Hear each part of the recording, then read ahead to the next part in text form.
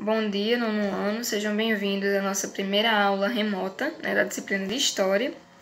Então é por aqui agora, por esse canal, que iremos nos encontrar, assistir às aulas e estarmos juntos, certo? Nesse período de pandemia.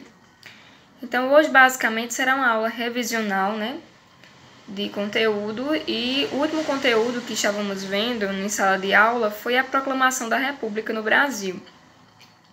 Então, vale salientar que dois pontos foram principais para esse fato.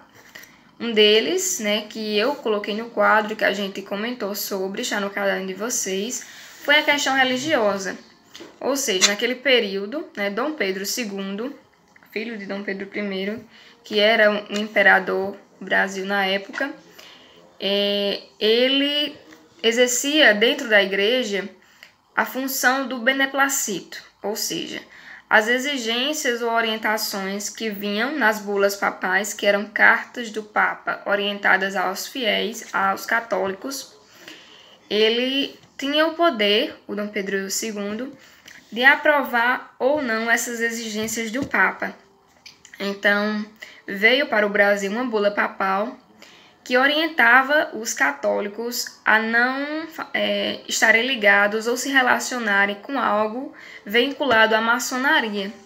E Dom Pedro II, ele não assinou essa bula papal, não assinou esse decreto. Muitas pessoas falam que ele tinha vínculos com a maçonaria, até mesmo o pai dele, o próprio Dom Pedro I, ele conseguiu chegar na patente mais alta dentro da maçonaria. Então, ele não aceitou essa exigência do Papa, e dois bispos, um de Olinda e outro de Belém do Pará, eles não cumpriram, ou melhor, descumpriram a ordem do imperador e cumpriram a ordem do Papa. E Dom Pedro II não viu bem isso, e reagindo com base na Constituição brasileira, ele denunciou esses bispos e eles foram julgados e condenados a 4 anos de prisão. Então aí gerou uma série de um conflito dentro da própria igreja. Começaram a ver com maus olhos o imperador. Outra questão bastante importante, que está aí também no caderno de vocês, é a questão militar. A questão militar é o nome dado a uma série de conflitos que aconteceram dentro do exército, que colocou, de certo modo, os soldados contra o imperador. Uma figura bastante importante que vai ser muito comentada é o Marechal Deodoro da Fonseca, Então, os soldados estavam revoltados com a censura que o Império colocava sobre eles, E o imperador pediu para que o próprio Marechal Deodoro, que tinha uma patente alta dentro do exército, ele punisse ou prendesse os soldados que descumprissem as ordens do Império. E o Marechal Deodoro, ele foi contra, ele disse que não ia prender. E o imperador disse, se você não prender, então quem vai ser preso é você, Então ele foi demitido do cargo dele, foi destituído do cargo, melhor dizendo, destituído do cargo. E ele ele se revoltou um pouco com o imperador, junto com outros soldados, que tomaram essa revolta também para si, se uniram. E em 15 de novembro de 1889, com esse amontoado de conflitos e coisas que vinham acontecendo no Brasil, eles destituíram do cargo o chefe de gabinete do Império, o Visconde de Ouro Preto, e instauraram a proclamação da República no Brasil. Então, não foi diretamente ao Dom Pedro II, mas foi ao chefe de gabinete, que era o representante máximo, vamos dizer assim. Então, Dom Pedro II, ele não acreditou bem, que isso aconteceu, mas depois deu um choque de realidade nele. E ele viu que ele estava sozinho, não tinha mais apoio, da elite, da igreja e do exército. Então, ele teve que se exilar na Europa, ele e sua família. E o exército, os militares, tomaram conta do país, vamos dizer assim, com essa república. Então, a população, de certo modo, a população geral não entendeu muito bem, Muitos historiadores contam que a população assistiu bestializada esse fato, porque não entendia muito bem. Muitos até apoiavam o imperador por eles não estarem dentro do próprio império, não conhecerem, nem não estar a par da situação do que acontecia no império, né? Eles não tinham participação. As coisas só eram destinadas basicamente ao imperador. Era ele que mandava e desmandava em tudo, né? Com o chamado poder moderador. Então a elite não estava satisfeita com isso. Os conflitos aconteceram e ele acabou sozinho, né?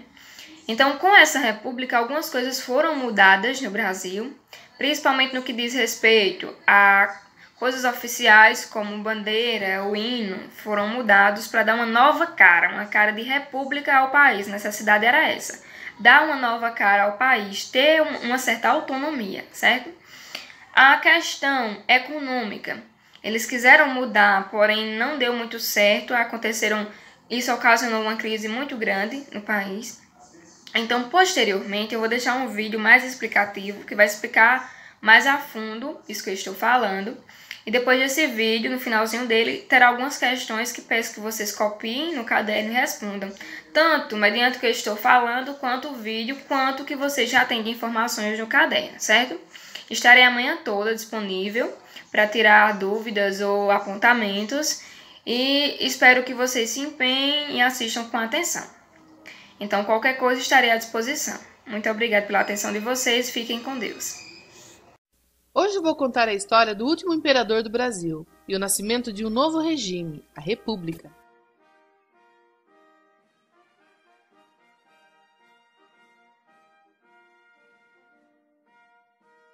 É a história de Dom Pedro II, quando no final do século XIX a monarquia começou a entrar em crise. Dom Pedro II começou a ter perseguições políticas por parte da sociedade, imprensa e dos militares. Como ele era inteligente, ele percebeu que seria o último imperador do Brasil, porém, ele sentia-se cada vez mais só.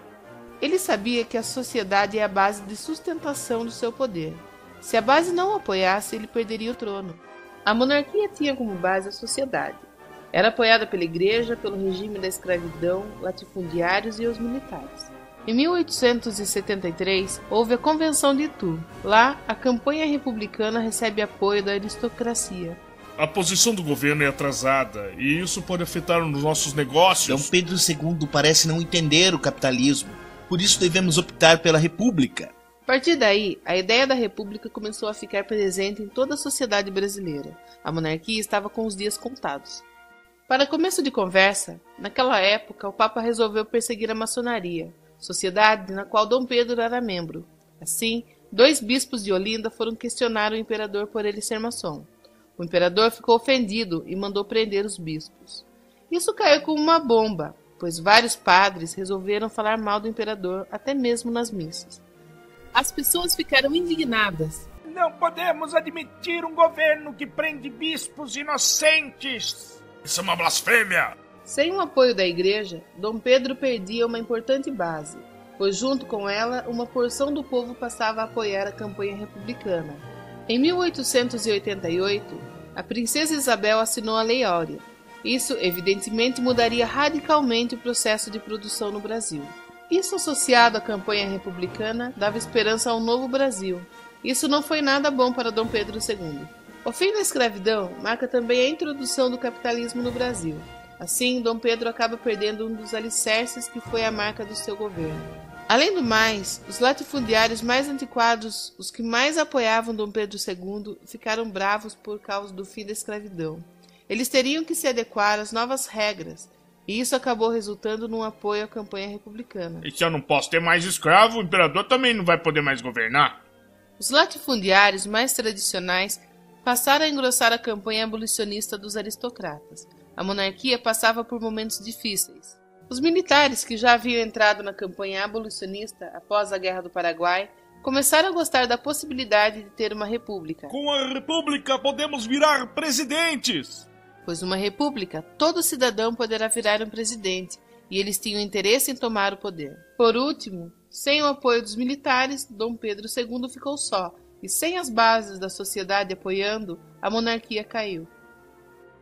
E foi assim, na madrugada do dia 15 de novembro de 1889, um certo Marechal Deodoro da Fonseca foi acordado por um cabo mensageiro do quartel.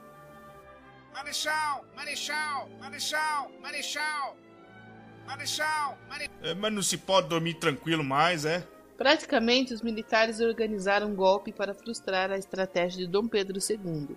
Às pressas, chamaram o Marechal para ir até o quartel. Bom dia, Marechal. Estamos aguardando o senhor para dar as ordens. A primeira ordem é me deixar tomar um cafezinho antes, né? Marechal Deodoro vestiu sua farda em cima do pijama mesmo e saiu às pressas ao encontro dos militares. Tem que ficar bonito para entrar pra história, não? E foi assim, a proclamação da República. Marechal Deodoro com seus militares deram um golpe, mas sem a participação do povo. Estava instaurado um golpe militar. O Brasil virava uma república, mas enfrentaria uma ditadura militar. Isso ficou claro, mesmo no ato da proclamação, como citou Aristides Lobo, que foi testemunha ocular do fato histórico. Por ora, a cor do governo é puramente militar, e deverá ser assim. O fato foi deles só, porque a colaboração do elemento civil foi quase nula. O povo assistiu aquilo tudo, bestializado, atônito, surpreso, sem conhecer o que significava. Muitos acreditavam seriamente estar vendo uma parada. Assim nasceu a República no Brasil. Depois desse movimento, o poder é alternado, o presidente é eleito através do voto. Antes ficavam 5 anos no poder, atualmente ficam 4 anos. Mas o que adianta ter uma república se eles não tinham democracia? Mas é isso mesmo, o sucesso de uma república depende da democracia. Por isso, nós temos que votar para presidente, senadores, deputados federais e estaduais, governadores do estado, prefeitos das cidades e vereadores. E sempre devemos zelar por nossa democracia. Devemos evitar que o nosso país volte a viver uma ditadura. Assim, cabe cada um de nós exercermos o nosso papel de cidadão e ter consciência política.